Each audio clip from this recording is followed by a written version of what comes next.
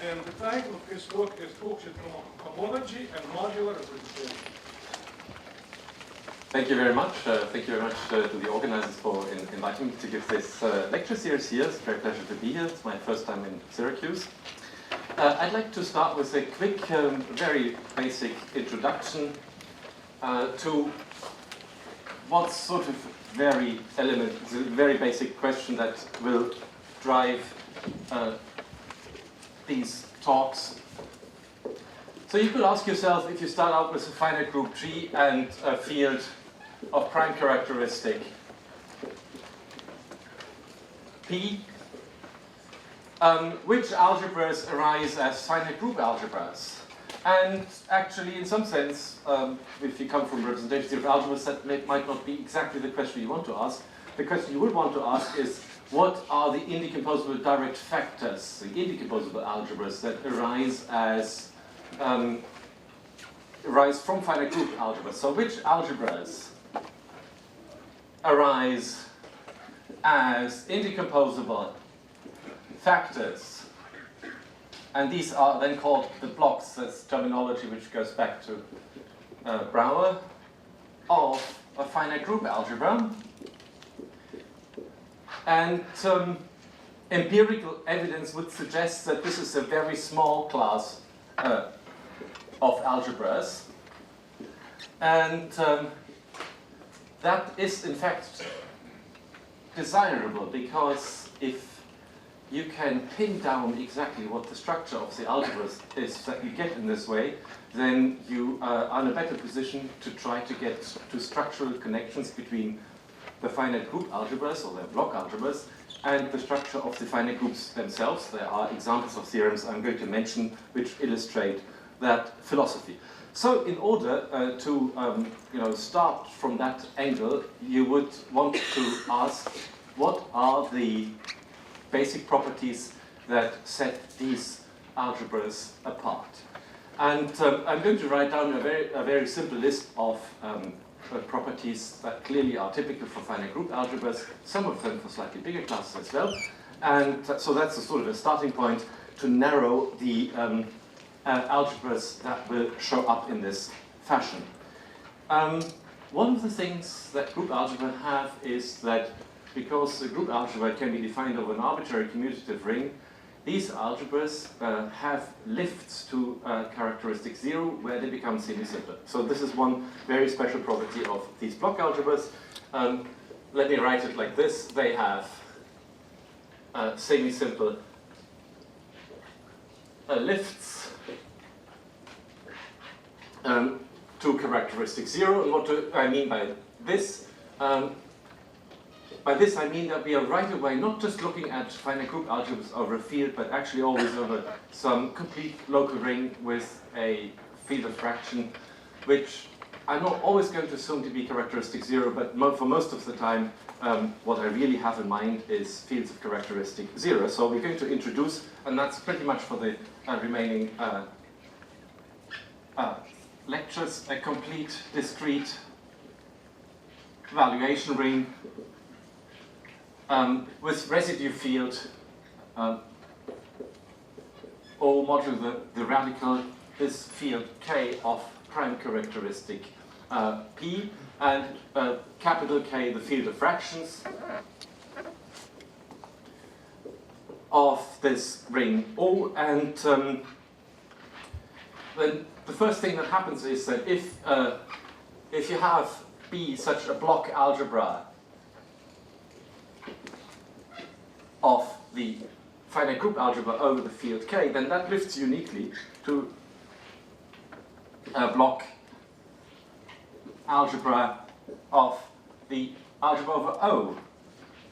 Let me write it as a B hat of OG, such that when you go back down to the residue field, you find actually the block B. So the blocks are in bijection with the corresponding blocks in over the ring O. And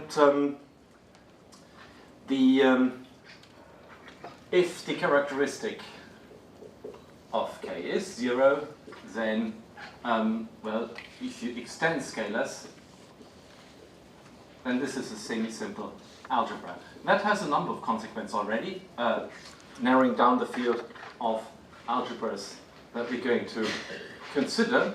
For instance, one of the consequences is that in conjunction with another result of Brouwer, the Cartan matrix of such a block algebra is positive definite, and it has power of P as determinant. So if C is the Cartan matrix of B, and I'm sure everybody knows what it is, so, but let me just write it down. This is the this is the matrix of non-negative integers where Cij is the dimension of the homomorphism space between projective indecomposables. So here, this PIs, these are the projective indecomposables up to isomorphism. That's the Cartan matrix, and well, by a classic result of Brouwer, this determinant is a power of P. One can be more precise about the elementary divisors of that Cartan matrix, and a C is positive definite. That also now is a property that not all algebras have, so it narrows down that pool of algebras already a little bit. Okay, we could just actually move this up.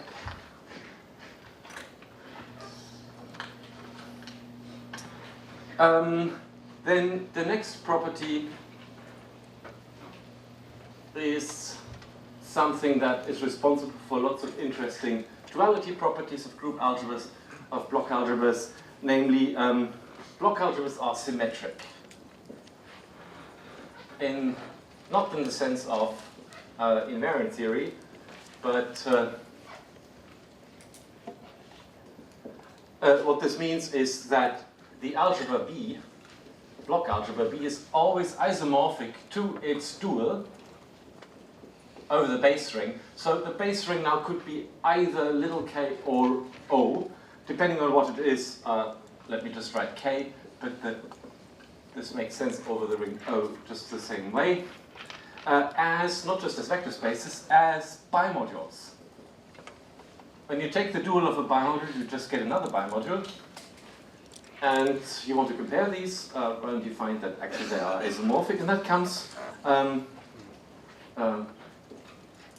from the fact that the group algebra itself is symmetric. And then you see that when an algebra is symmetric, so are all its block algebras. That implies, for instance, that the matrix C is also a symmetric matrix, the Cartan matrix. Okay, so I'm going to write down two more very basic properties illustrating different aspects of block algebra. So the next property I'm going to write down is something which illustrates a rationality property of block algebras, which may not be shared by arbitrary algebras. If you have B, a block algebra of some finite group algebra, then there exists always a finite subfield of the field K, such that, in fact, the multiplicative constants with respect to a suitably chosen basis will lie in that subfield. So in other words, such that B is isomorphic to the extension of scalars and of some algebra B prime over the field F, or some F algebra. So this type of properties is particularly important at a later stage when it comes to trying to understand finiteness properties of block algebras, because it tells us that actually we can always choose a basis in such an algebra that the multiplicative constants will lie in some sort of finite field. And there is an interesting improvement to that, when you look at the center of such a block algebra, then you can be more precise. It turns out, if you look at the center of a block algebra, then that is always defined not just over arbitrary some finite field, but always over the prime field. And that is the result which is due to Cliff, Pliskin, and Al Weiss, and is published 1987, which says that the center of B is always defined over the prime field Fp. So this tells us we can, in the center of a block algebra, always find some basis, and they construct one, which has multiplicative constants in the field Fp, which is a finite field with p minus 1 elements. So we have good control over some sort of upper bound for the possible structure structural properties of these centers. Okay, so there's one last property I want to write down, which is going to play a role later on, which is of a cohomological flavor. So I'm going to write this down as a definition. So B satisfies property Fg. And what does that mean? Fg stands for finite generation, and this is a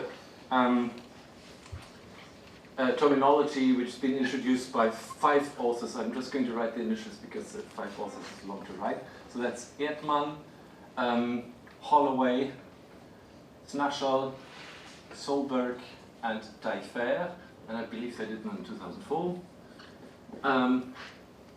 which is that the Hochschild cohomology. So the Hochschild cohomology of a finite dimensional algebra is always just the X algebra of B regarded as a bimodule over itself, and I always identify bimodules as modules over the algebra B tensor B opposite, or possibly some other algebra opposite. So we're looking at this X algebra, and this X algebra is finitely generated, and for every finitely generated B module, call it U,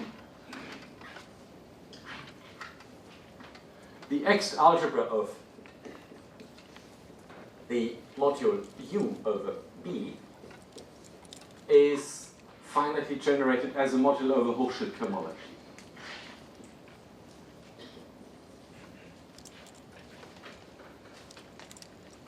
And I need to say what that module structure is.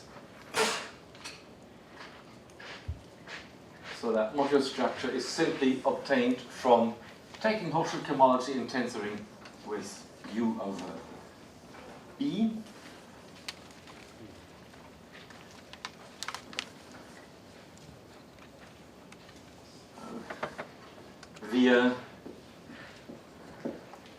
So the Hochschild cohomology here comes equipped with a canonical algebra homomorphism into the X algebra of an arbitrary module over the algebra B, and this is simply given by tensoring with U over B.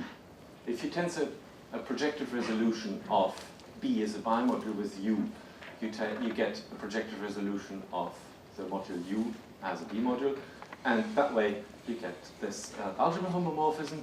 The fact that this is true is actually a classic theorem of Evans and Venkov.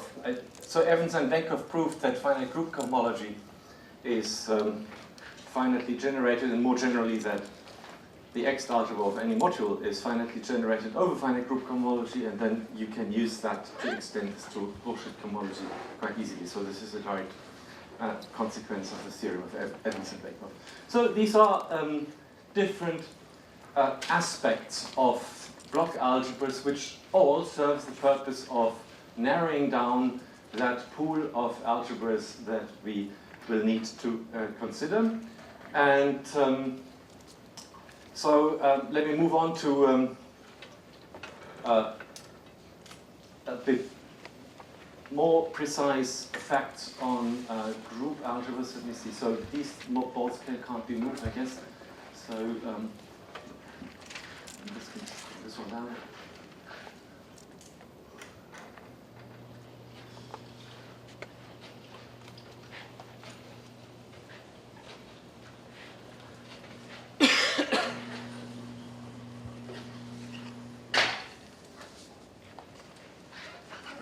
So the other thing that narrows down block algebras quite significantly is that their representation theory is quite intimately related to that of some finite P groups associated with block algebras called the defect groups. So let me just very briefly do this as section 2. Some block invariants, and that is all classic material. So we have our ring O as fixed previously, the residual field, the prime P, the group G. So all that notation is going to be kept throughout. And we're going to take a block of OG. We call it B. And any block, and that's not just for group algebras, but for an arbitrary algebra which is finitely generated over this ring O. This is simply obtained by taking the group algebra and multiplying it with a primitive idempotent in the center.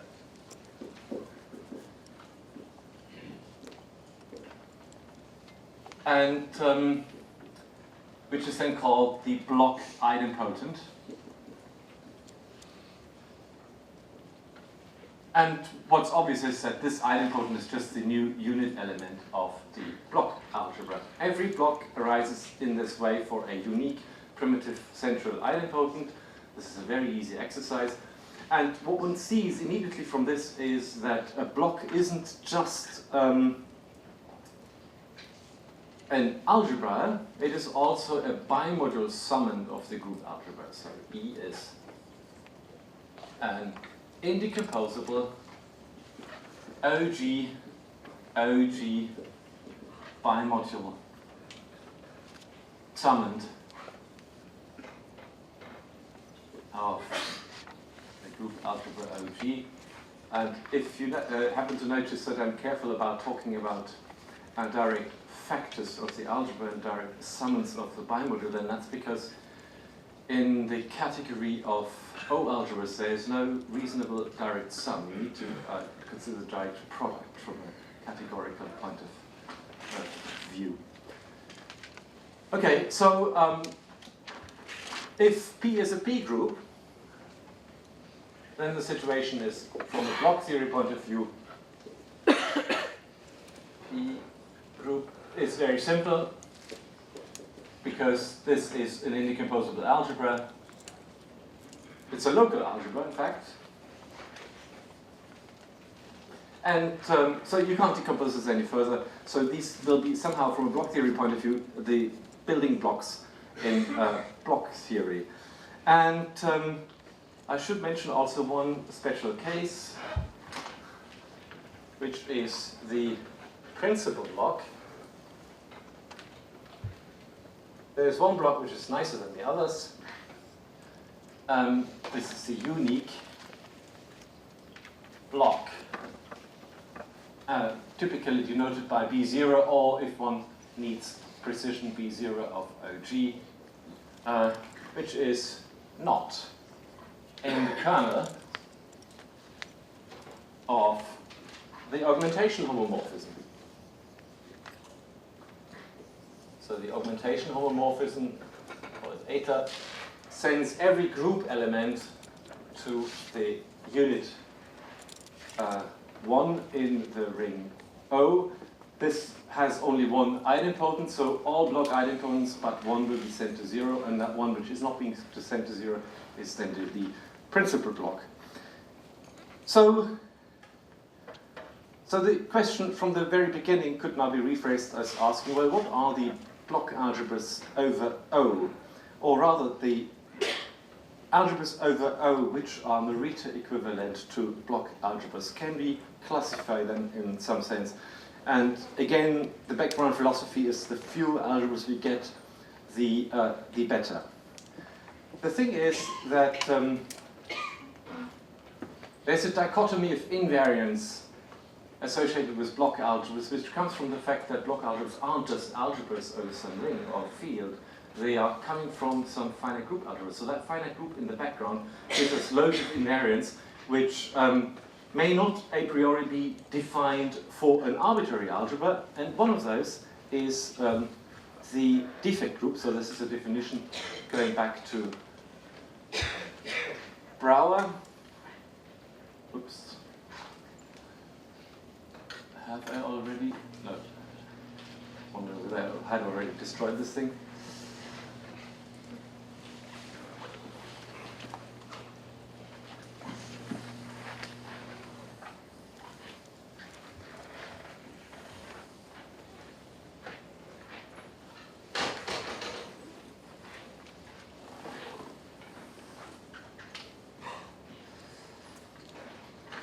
Okay, so here's a definition which goes back to Brouwer, 1940s. The way I'm going to phrase this is very different from the way Brouwer phrased it, but it's equivalent. So a defect group of a block B of OG or KG, doesn't really make any difference in fact, is a maximal P subgroup P of G, such that if you look at the group algebra OP and you regard it as a bimodule over itself, then you want this to be isomorphic to a direct summand of the block. Of course, the block restricted on both sides to the structure of OP. So as OP bimodule. So when I write this vertical thing that some bimodule divides another bimodule, just means that the left one is isomorphic to a direct summand of the other one, isomorphic, not necessarily equal. And it turns out that this is equivalent to saying that this is a minimal subgroup, and I don't even need to say P subgroup, that comes automatically, P of G such that, and we have a symmetric condition. We ask that B as a bimodule be isomorphic to a direct summand of the bimodule that you get when you tensor two copies of B together, but not just over O, you tensor them together over OP as B bimodules. And there's a long list of other properties one can write down, but these are the ones that I'm going to use later on. Also, one can show that if a subgroup P satisfies both of these properties at the same time, then it's also a defect group. So you normally would just try to verify these two properties, and then you know you're talking defect groups.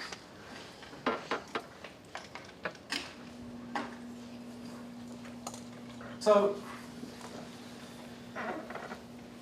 let me write down a very short list of basic properties of defect groups. So basic properties. One is that the defect groups of a block B form a G-conjugacy class of P subgroups.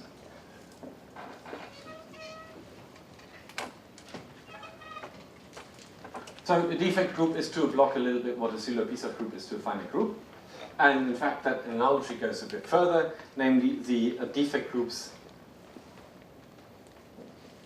of the principal block are the pseudo P subgroups. So defect groups can be anything, well, not quite anything, but they can be smaller than pseudo subgroups.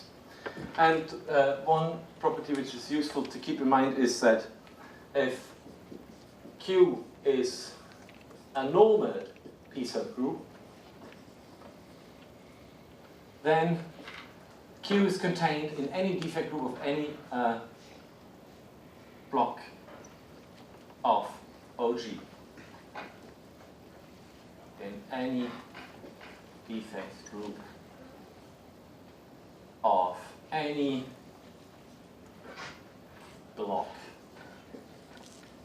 of OG. Let me write down a couple of examples.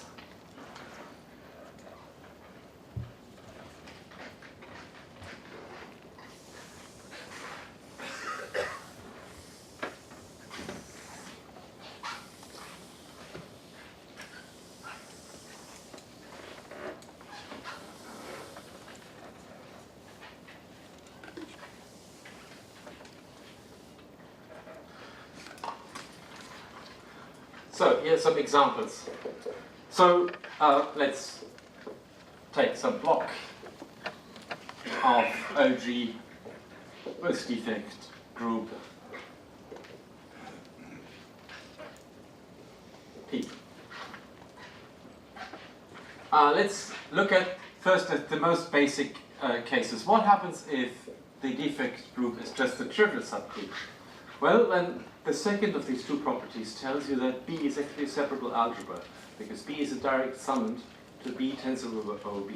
So this is really the same thing as saying that B is going to be a separable O algebra. So that just says that B is projective as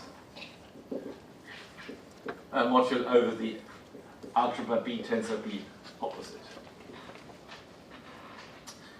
And I'm going to make life simple for myself by always assuming that the residue field and the field of fractions have enough roots of unity, in which case this is really equivalent to saying that the algebra over little k is a separable and split algebra. So this is really saying that this is a matrix algebra over little k. So if k is large enough. Large enough, I don't specify really, just means that K is a splitting field for this algebra, and by splitting field I mean a field such that in the morphism algebras of every simple modulus are just one-dimensional. So one does understand very well the algebras that one gets for a number of small P groups. So for instance, P cyclic is very well understood. In this case, the algebra over little k is known as a Brouwer tree algebra. I'm not going to describe what that is, but this is just a situation where we have an algebra whose structure can be described with a very simple quiver and very simple relations, and that combinatorial information in this quiver and relations can be encoded in what's known to be the Brouwer tree. So these are exactly the blocks of finite representation type. There are no other block algebras of finite representation type other than, of course, trivial, which is a subcase of P cyclic, and it's P cyclic. Let me write down another situation where one understands quite well what happens, namely in characteristic 2, when P is a Klein 4 group, then one is in that nice situation that one can actually write down all possible Morita equivalence classes of algebras with that defect group. So in that case, B is Morita equivalent to one of three possibilities. The group algebra of the defect group itself, that shows all of them. And then there are two more cases, namely the group algebra of the alternating group A4 that makes sense. The alternating group A4 has only one block, and its Euler 2 subgroups are the Klein 4 subgroups. And then there is the principal block algebra of the alternating group A5, and this is it. Over K, this was groundbreaking work due to Erdmann in the 1980s. And it took a long time actually to make sure that everything works over O as well.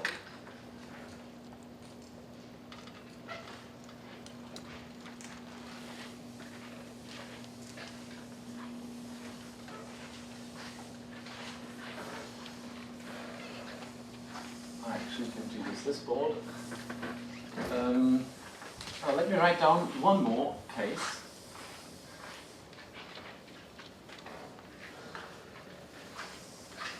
Which already illustrates something rather typical.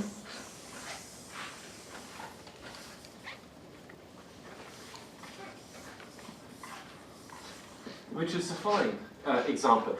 So if you know that your defect group is actually the quaternion group of order 8, then, well, you know that the quaternion group of order 8 is a central extension of a Klein 4 group by a cyclic group of order 2. So what happens at the PD group side, if you go from Klein 4 defect to quaternion defect, you just stick a central C2 underneath. And it happens so that this phenomenon at the local side of block theory carries through to the global side. So we're going to get that the block is, again, Morita equivalent to one of three possibilities, OP. The group algebra of the central extension, non-trivial central extension of A4, so called A4 tilde, and the principal block of the non-trivial central extension of A5. And the slogan to take away is, well, what happens locally happens globally.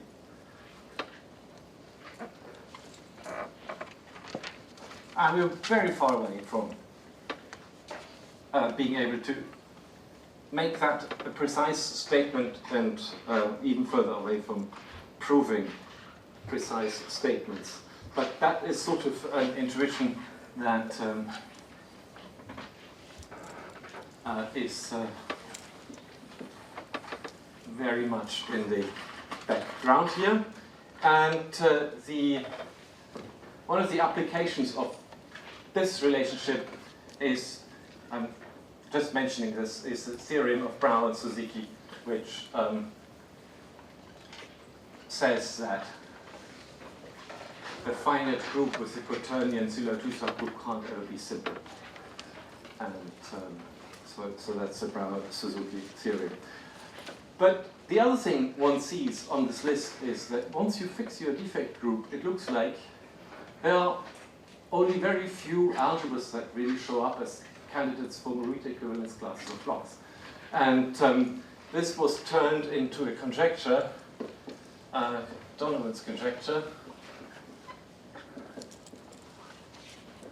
in the 1970s, which was formulated at the time only in the case where the ring actually is the field, the residue field, but when the conjecture I'm going to write down makes sense more generally.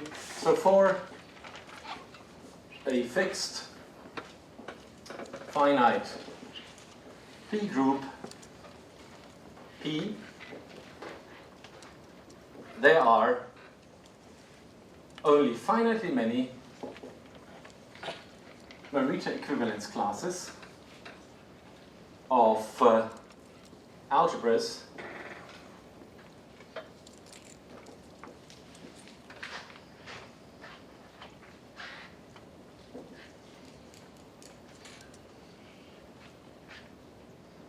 of block algebras of finite groups with defect groups isomorphic to P.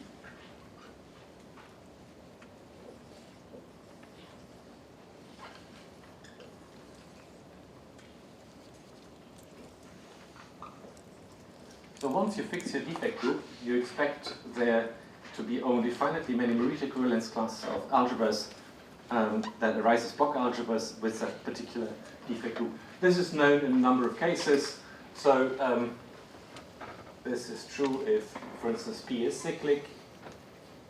This goes really back to, well, the groundbreaking work was done by Brouwer and by Dade, and then this particular conjecture will follow from work of Janusz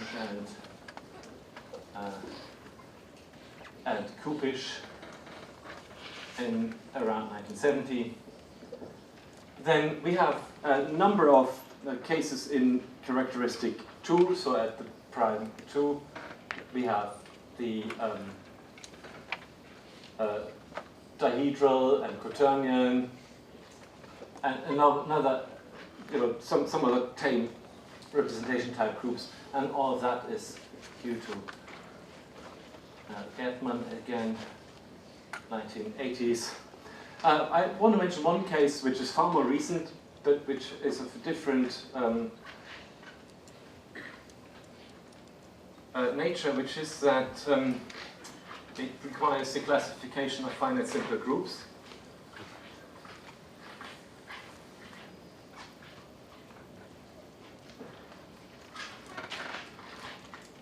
And that is P elementary abelian. Any elementary abelian 2 group. So this is an infinite class of finite P groups. And for any block with an elementary abelian 2 group, we know that there are only finitely many of these Morita equivalence classes. That is more recent work of Eaton, 4 authors, Kisser, Kilsummer, and Sambale, and I think 2014. What should be said about this is that this uses classification of finite simple groups.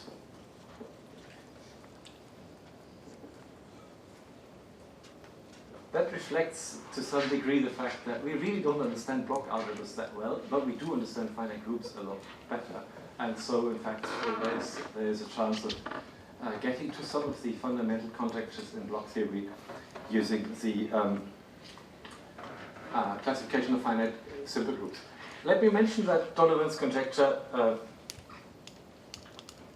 makes sense as a conjecture.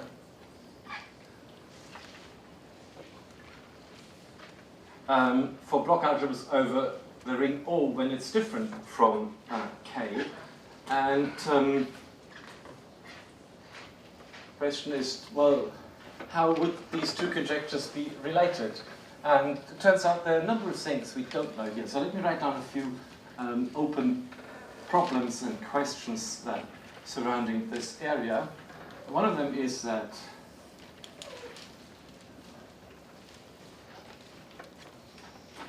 here's a question, or rather a statement that something is not known. So it's not known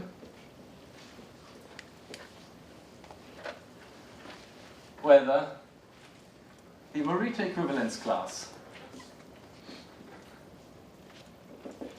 of a block B of the group algebra over OG, over O, is determined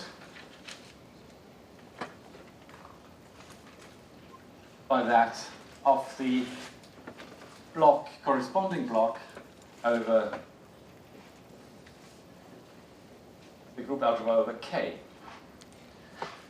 A priori, you could have two non-equivalent finite O algebras which are not Morita equivalent. They become Morita equivalent if you go down to the residue field. There's no example known in block theory where this would happen. So this is one of the open questions, but it should be also mentioned that it is not even known whether, when you fix a Morita equivalence class over little k, whether there are only finitely many Morita equivalence classes overall. In my view, that should be something we should be able to crack. But that's also not known. One of the great mysteries of block theory all through is that we do not understand the relationship between the algebra structure of these block algebras on one side and those invariants that we get out from the block algebras coming from finite groups, including defect groups. So what's the relationship between defect groups and, say, the Morita equivalence class of an algebra? In one direction, Donovan's conjecture gives us a hint. At least there should be only finitely many. In the other direction, we have no clue. So we do not know, and it would really make a big difference if we could track this. It's not known whether the Morita equivalence class, so let me just write down mod B for the module category of finitely generated modules of B, determines the defect groups.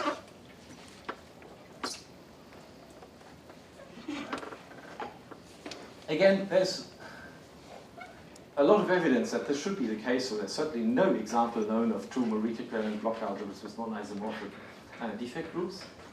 But we don't know this. I should mention that it's probably important to formulate this question really over the ring O and not over the field K because of the proximity to what's known as modular isomorphism problem. So one of the open questions is that if you have two finite P groups and you know that they're isomorphic over a field of prime characteristic P as algebras, we do not know whether that implies that the P groups should be isomorphic, and that would be a special case of this question.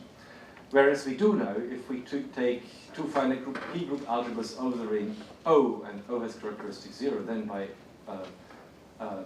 Roggenkamp and Scott and also by the work of Weiss, we do know that then the P groups have to be isomorphic. So this question is probably important to formulate over the ring. But still we do not know whether mod B determines the defect groups. Worse, we do not even know whether the module category determines whether the defect groups are abelian or not.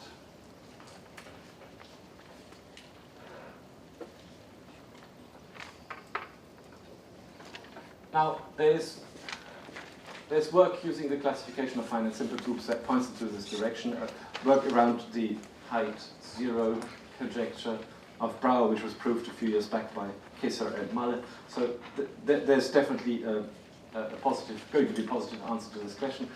It would be highly desirable to be able to prove this directly without using the classification. It would make a portion of the proof of the height 0 conjecture quite a bit easier. There are some situations where it is known that the block B determines the defect groups.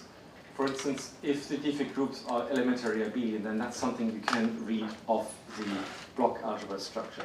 So to finish this section, let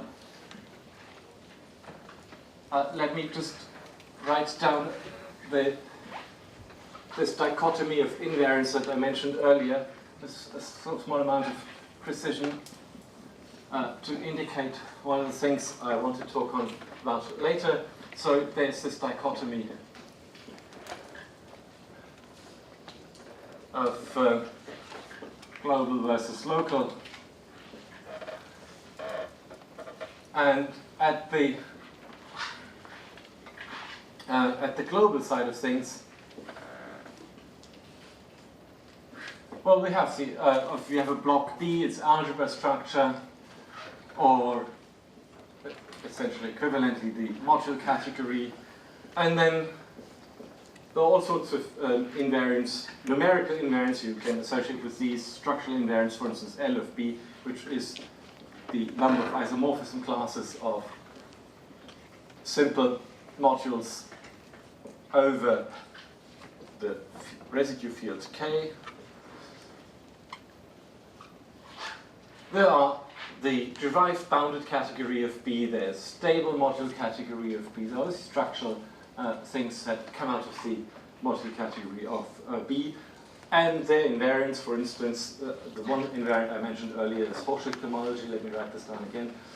This is one I'm going to look at in some detail in a moment.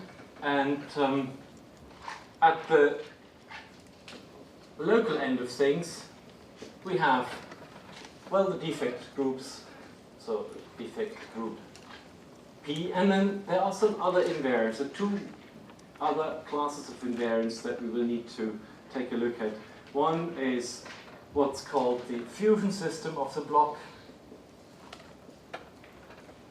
That is reminiscent of the p-local structure of a finite group. If you look at the structure of a finite group, then from a p-local perspective, you would look at a Sylow p-subgroup and the way the Sylow p-subgroup is embedded in the finite group G. That leads to the notion of fusion systems. And then there's some bit of homological information that you also encode at the local side of things. And all of the well-known conjectures in block theory really are about the relationship between these two classes of invariants. Donovan's conjecture illustrates that quite well. It says, okay, this is a finiteness conjecture. Once you fix your local data, there should be only finitely many possibilities for block algebras. And some of the conjectures are far more precise than that. Some of the conjectures will actually want to predict what would be a global invariant, such as number of simple modules in terms of local data. There's a famous conjecture by Alperin, which is called the Alperin-Zweig conjecture, which does exactly that. It's a conjecture which tells you what should be the number of simple modules here in terms of these three invariants. I'm not going to write down the precise formulation now, because we haven't yet defined properly what fusion systems are and what that homological information is. Okay, so I'm going to pick out one of the global invariants that I'm going to look at a little bit more closely. That's going to be Hochschild cohomology. And so let me just write down a quick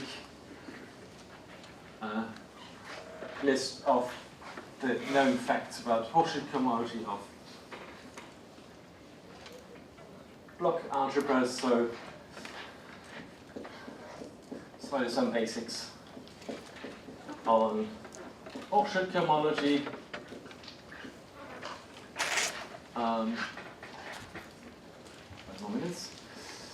So let's start with some algebra which doesn't have to be over a field. I do want to have that generality of finitely generated projective over some commutative ring. And let me just call this O. It could be an arbitrary commutative ring. And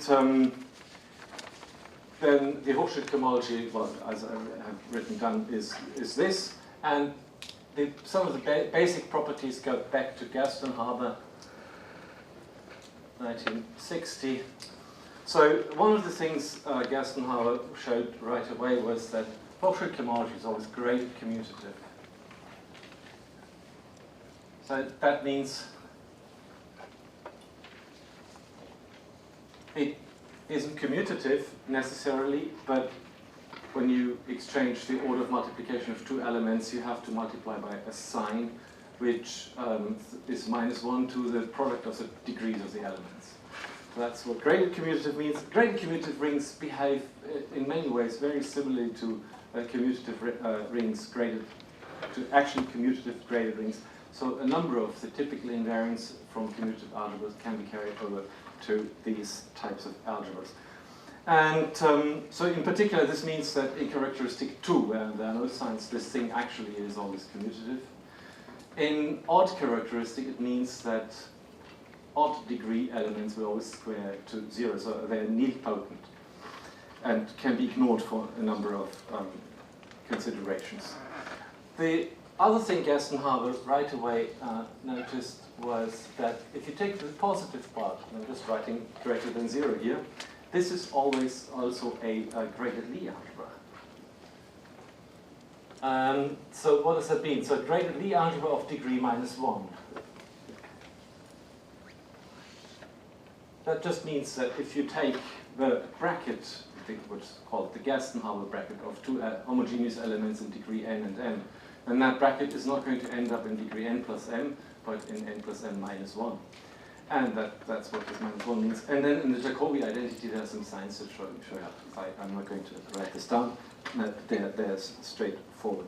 And then there's the last bit of general structure, which I think was written down for the first time in a paper by Alexander Zimmermann, although he says that people were probably aware of this. And this is a paper from 2007. That if A is over a field of prime characteristic,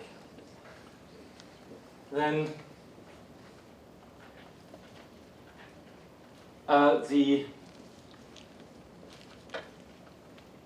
odd part of the Hochschild cohomology is not just a Lie algebra, but it's going to be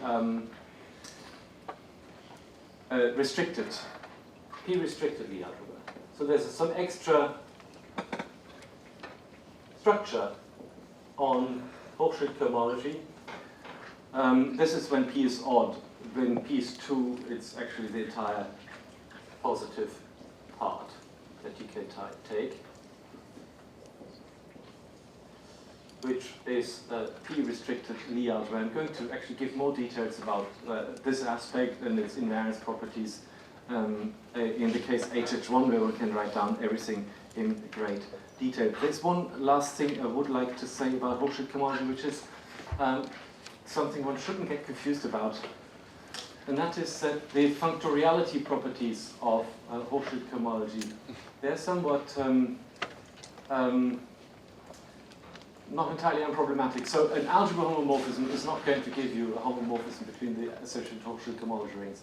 But there is a way to look at Hochschild cohomology as something which is, at least for the category of symmetric algebras, actually a module over the bicategory of symmetric algebras, where you take as one morphisms the bimodules which are finally generally projected on both sides, and as two morphisms, bimodule homomorphisms. So I just want to very briefly finish on that note.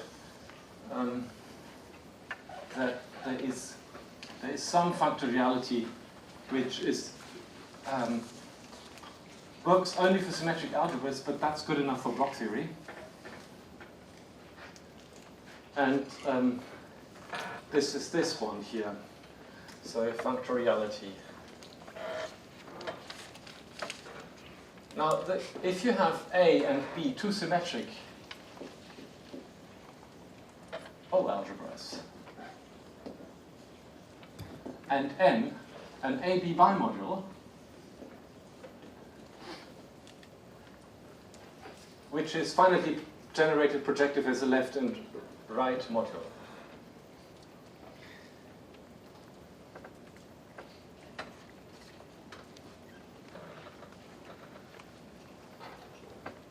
But not as bimodule. Then, the key feature of symmetric algebras is that the two functors that you get by tensoring with M over B, so that's a functor from B modules to A modules, and then you take the dual bimodule, which is now a BA bimodule, and you can tensor back over A. You can go back and forth like this.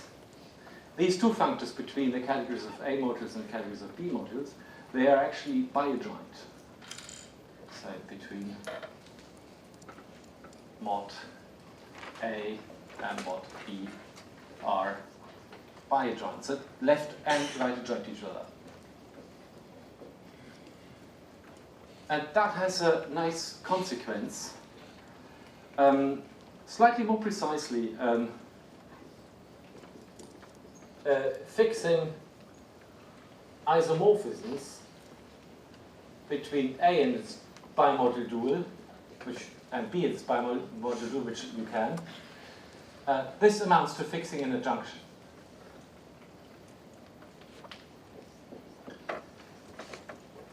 Good, when you have adjoint functors, there could be lots of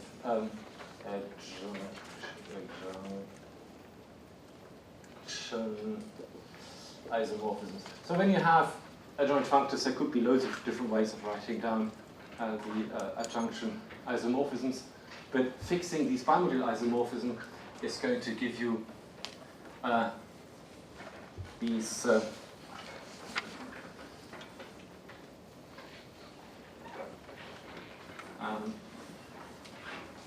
junction isomorphisms, and once you have those, you can write down a transfer map, which goes from the Hochschild cohomology of one to the other. So this determines a transfer map, TRM, which goes from the Hochschild cohomology of B to the Hochschild cohomology of A. And the easiest way of just writing this down is by just taking an element in the derived category of bimodules of degree n.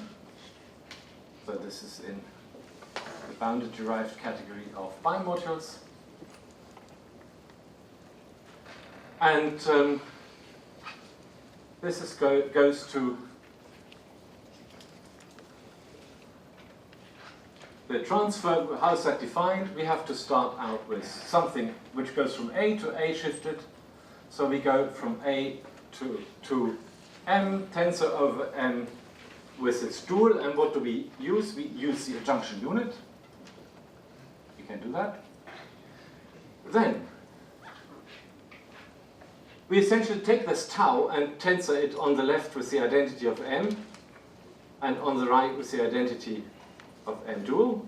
That lands us in the same thing, but shifted by degree n. And then we go back to A with the junction counit. This is a very general principle of getting to transfer maps in a graded setting whenever you have bi-adjoint functors which commute with whatever shift functor you have here. So these are maps which are graded k-linear, but in general neither algebra nor the algebra homomorphisms.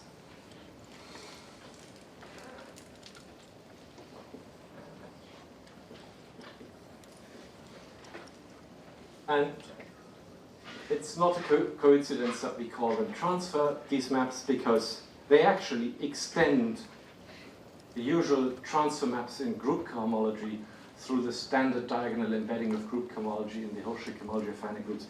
And I think I'm out of time here, so I'll continue that theme tomorrow. Thank you.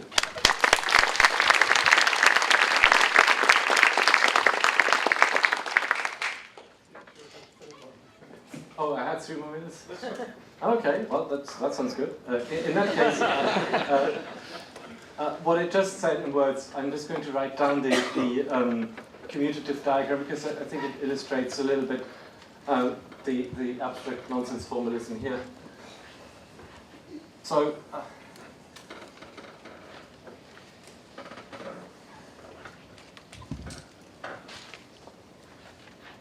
this is basically an example to illustrate where this transfer comes from and how it's going to be used in the context of playing off finite group cohomology and Hochschild cohomology of finite groups. So if you look at the diagonal embedding of a finite group into the two copies of G, then you can take the trivial module for this diagonal group and use it up to G cross G. And what you get is actually the group algebra viewed as a module for G cross G, so G acting on the left and on the right by taking inverse. That's the same as looking at it as a bimodule. And that tells us that this functor is going to send cohomology with trivial coefficients to cohomology, well, Hochschild cohomology. So this induces a map, let's call it delta G, which goes from group cohomology, which is the X algebra of the trivial module, to the Hochschild cohomology. This is true for an arbitrary commutative ring K, so one doesn't need a field here. And this is a split injective algebra homomorphism. the retraction is just induced by tensoring over kg with the trivial module. That gets you back from Hochschild cohomology in here, and when you compose those two things, you'll see you get the identity. And these maps and the transfer maps defined over there fit into a nice commutative diagram involving the standard transfer and restriction maps in group cohomology.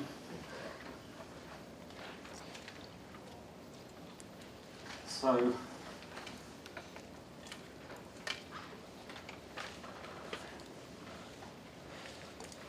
let's take a subgroup of the group G. So then we have this diagram where we have the group cohomology of the group H, which goes through the standard transfer map from H to G to group cohomology of the group G, and then you can come back via just standard restriction map to the group cohomology of the group H. Now, all of these things via the identification of delta G and G, they embed into the Hochschild cohomology of the group algebra of KH, group algebra KG, and group algebra KH again. And what we get here, what makes this commutative, these are transfer maps with certain bimodules. So what's the transfer map that you need to take here? You take the transfer map where you take the bimodule, which is a KG-KH bimodule, where you just take KG, but on the right side you restrict it to KH. That's your bimodule. That's free over KH and over KG. So it certainly satisfies the necessary requirements for this definition. So this is sort of the induction bimodule, because it comes really from tensoring with Kg over Kh. And here we do the same thing, and we take the restriction bimodule. We look at Kg, we restrict it on the left side down to Kh. And then it's very easy to write out explicitly the adjunction maps in this case. It's a nice exercise, which I highly recommend. And then once you write out the adjunction maps for this particular bimodule, you'll see that this diagram commutes, and therefore this notion of transfer in Hochschild cohomology is really an extension of transfer in group cohomology. What you also see is that transfer maps in group cohomology are known to not be multiplicative in general. The restriction map is multiplicative. So in some circumstances, in favorable circumstances, you will find that these transfer maps in Hochschild cohomology are multiplicative on certain subalgebras, and those need then to be studied in greater detail. And the last property is that if you take the transfer map with respect to a tensor product of two bimodules, then that's the composition of those transfer maps. And that's precisely saying that this construction is functorial over the bicategory of symmetric K algebras with bimodules as one morphisms, where the bimodules are finitely generated projected on both sides. So what I wanted to take away from the slightly more involved formalism on transfer maps is that they provide a very good replacement for the lack of functoriality of Hochschild cohomology in general. Thank you.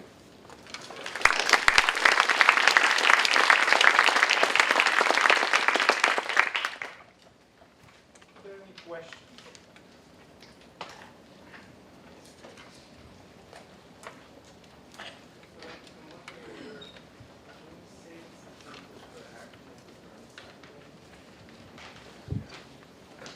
So the action of the Burnside ring would indeed be actually a special case of these transfer maps. They would, so if you look at just finite group algebras and you look at, actually double Burnside ring is what you need to look at. If you look at the double Burnside ring, that does give you bimodules, which are, if you look at the right, bisets, will give you the right type of bimodules which are finally generated projected on both sides, and then you have indeed an action of the double Bern set. But this is slightly more general because this works also for bimodules which do not necessarily come from the double Bern set. So it's a slightly more general construction. Other questions? Yes. Later in your talk, you let ODE use. Earlier in the talk, discrete evaluation. How much of the earlier part of the talk works for more than Yeah, so I think in order to make sure that you have a good, well-behaved block correspondence over O and over little k, you really do need some assumptions about the ring, or you need to know that blocks over O are actually becoming blocks over little k. So you need some idempotent lifting. Now, for blocks that works still even without completeness, but you certainly need some information there. The block decomposition, yes, yeah. But then there are lots of other things that will go wrong. Other questions? Yes. When you describe the invariants when you describe the possible algebras that can occur as blocks of group algebras, you did not use that the group algebra is a Hopf algebra. Ah, that's a very good point. Thanks for bringing that up. Yes, when you decompose the group algebra into block algebras, you win some and you lose some. You win that you're working with indecomposable algebras, which is nice if you're interested in the representation theory of algebras. You do lose the Hopf algebra structure. And it is indeed very important to keep that in the back of your mind, because the Hopf algebra structure in the background can, in many situations, actually be used to gain information about the blocks of the algebra, although those blocks are no longer themselves Hopf algebras. So yes, it's an important aspect to keep in one's back of mind. Thanks for mentioning that. Other questions?